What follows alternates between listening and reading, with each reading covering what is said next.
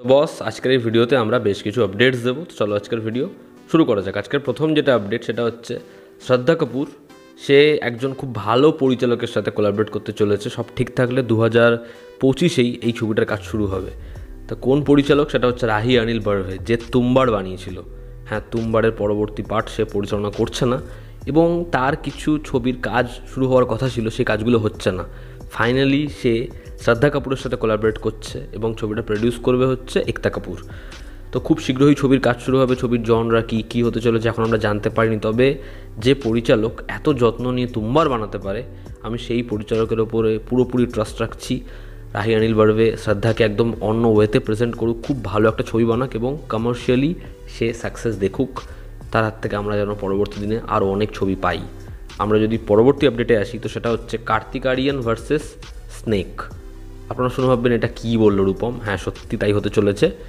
মৃগদীপ সিং লাম্বা, যে ফুকড়ে বানিয়েছিল, তো সেই পরিচালক একটা কমেডি ছবি বানাচ্ছে এবং এই ছবিটা হচ্ছে একটা ক্রিয়েচার কমেডি হবে।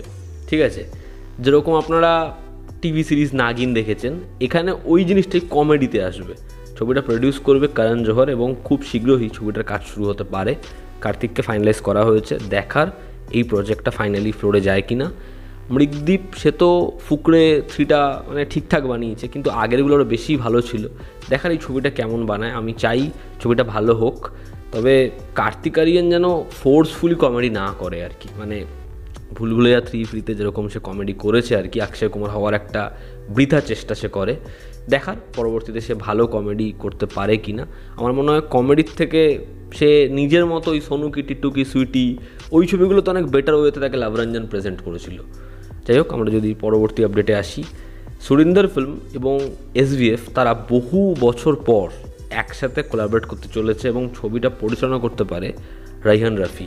খুব শীঘ্রই একটা অ্যানাউন্সমেন্ট আসতে পারে যে ছবিটা একটা বড় প্রজেক্ট হতে পারে, যেখানে সুরিন্দর এবং SVF হাত মেলাবে এবং ছবিটার পরিচালনা করবে রাইহান রাফি। এবার দেখার সেটা কি বাংলার কোনো নায়ক, মানে আমাদের এখানকার কোনো নায়ককে নিয়ে হয়, না সেটা বাংলাদেশের কোনো নায়ককে নিয়ে হয়, বাংলাদেশের কোনো প্রজেক্ট হয়। তবে আমার মনে হয় না বাংলাদেশের প্রজেক্ট হবে। মানে হয়তো বাংলাদেশের কোনো নায়ক এখানে ভিলেনের চরিত্রে থাকতে পারবে। তার কারণ হচ্ছে এই ছবিটা যদি আলফা আই বা চরকি না থাকে, শুধু SVF এবং সুরিন্দর থাকে, তারপরে ছবিটা বাংলাদেশের একটা প্রজেক্ট হবে, এটাতে আমার একটু ডাউট আছে। দেখার খুব শীঘ্রই যদি অ্যানাউন্সমেন্ট হয়, তখনই বাদবাকিটা নিয়ে ক্লিয়ারলি কথা বলা যাবে। আমরা যদি পরবর্তী আপডেটে আসি, কয়েকদিন আগে আমরা একটা আপডেট দিয়েছিলাম সলমান খান এবং সঞ্জয় দত্ত তারা একসাথে একটা ছবিতে কাজ করতে পারে। ছবির টাইটেল হতে পারে গঙ্গারাম এবং ছবিটা পরিচালনা করতে পারে ক্রিশ আহির। দেখার ছবিটা হয় কেমন, সলমান খান এবং সঞ্জয় দত্ত এই দুজনকে কীরকমভাবে পরিচালক প্রেজেন্ট করে, এই দুজন অ্যাকশন হিরোকে কীরকমভাবে প্রেজেন্ট করে, ছবিটা হয় কেমন দেখার। এবং অন্তিম বিষয়, আমরা যদি সিকান্দারের Day 3 কালেকশন এবং Day 4 আর্লি এস্টিমেশন নিয়ে কথা বলি, তাহলে এই ছবিটা নিজের 3 নম্বর দিনে 19 কোটি 50 লক্ষ টাকার মতো কামিয়েছে, যেটা দ্বিতীয় দিনের তুলনায় প্রায় 32% বেশি ড্রপ। এবং 4 নম্বর দিনে ছবিটা আরও বড় ড্রপ দেখেছে, যেখানে ছবিটা ঈদের এই মরশুমটা কাটার পরে 9 কোটি 75 লক্ষ টাকায়, অর্থাৎ 10 কোটি টাকার কাছাকাছি আজকে ছবিটা কালেকশন করতে পারে। ফলে ছবিটার ক্র্যাশ আগামী দিনে একটা বড় সড়ো আমরা দেখতে পাবো, যেখানে 50% আগের দিনের তুলনায় 50% ড্রপ ছবিটা দেখেছে। তো ছবিটার 4 দিনের টোটাল কালেকশন, নেট কালেকশন 84 কোটি 25 লক্ষ টাকা, যেটা আনুমানিক প্রত্যেকটা ওয়েবসাইটে বলা হচ্ছে, এবং প্রডিউসার ফিগার হয়তো সেটাকে বাড়িয়ে 97 থেকে 100 কোটি বলতে পারে। তবে ঠিক আছে, 4 দিনে ছবিটার যে কালেকশানটা ঈদের সময় করেছে সেটা কখনোই ভালো কালেকশান নয়। এবার দেখার ছবিটা কি স্টে করতে পারে একটা মিনিমাম কালেকশানে।